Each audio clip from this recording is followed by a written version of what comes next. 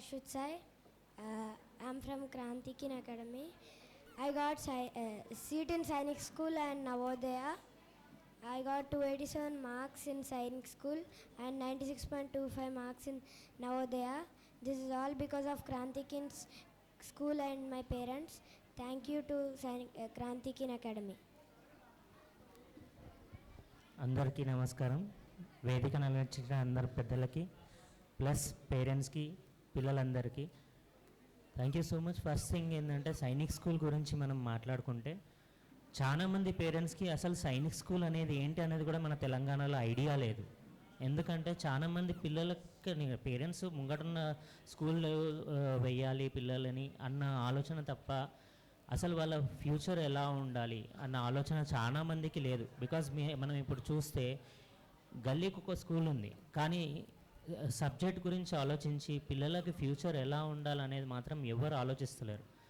Only marks marks marks, పిల్లల్ని ఎలా ఆ మార్క్స్ గురించి తప్ప అదర్ స్కిల్స్ ఎలా డెవలప్ చేయాలి ఏంటి అనేది ఏ స్కూల్ పట్టించుకోవట్లేదు.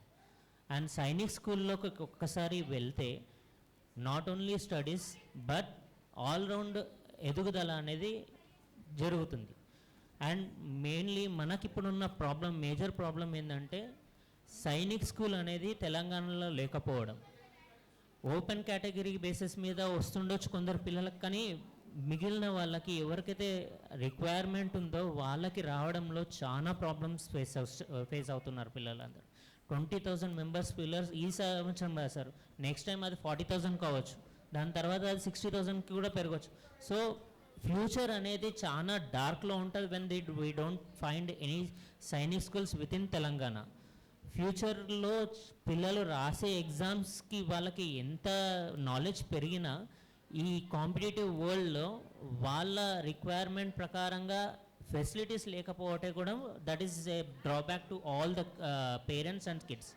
So I demand and request all the higher officials from state and central to take a keen point of setting up Sainik schools in Telangana. Basically ఒకటి అని కాదు, కుదిరితే 2 లేదంటే 3 సైనిక్ స్కూల్స్ తెలంగాణలో వస్తే ఎంతమంది స్టూడెంట్స్ గోయింగ్ ఫార్వర్డ్ రాస్తారో వాళ్ళందరికీ సీట్ వచ్చే అవకాశం చాలా ఉంటుంది. బికాస్ ఇప్పుడు ఆంధ్రప్రదేశ్లో ఉన్న 2 సైనిక్ స్కూల్స్, ఇంకొక సైనిక్ స్కూల్ కూడా almost they have been sanctioned అని విన్నాను. సో అక్కడ వాళ్ళకి ఎలిజిబిలిటీ వస్తుంది, మనకి ఎలిజిబిలిటీ అనేది లేకపోతే నెంబర్ ఆఫ్ సీట్స్ అనేది రెడ్యూస్ అయితే ఇప్పుడు పిల్లలకి ఎంత డ్రాబ్యాక్. 2 ఏళ్ళు, కొందరు 2 ఏళ్ళు 3 ఏళ్ళు కూడా కష్టపడతారు. సో వాళ్ళ కష్టం అంతా వృధా అవుతుంది. So I request and everything. And first one more thing I want to say about క్రాంతికిన్ ఇస్, నేను ఇక్కడ నార్మల్గా సైనిక్ స్కూల్ గురించి కనుక్కున్నప్పుడు నాకు చాలా సైనిక్ స్కూల్స్ గురించి ఇన్ఫర్మేషన్ వచ్చింది. బట్ వన్స్ తెలంగాణలో సైనిక్ స్కూల్కి మన పిల్లలకి ఎలిజిబిలిటీ ఆంధ్రప్రదేశ్లో లేదు అన్న పాయింట్ ఆఫ్ వ్యూలో స్టార్ట్ చేసింది సైనిక్ స్కూల్ క్రాంతికిన్. The fight is to be appreciated.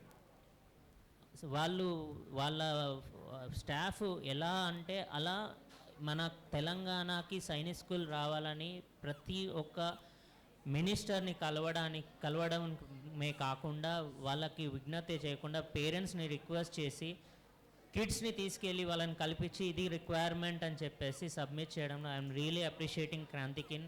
Thank you so much for doing that. I'm really thankful that. Thank you everyone.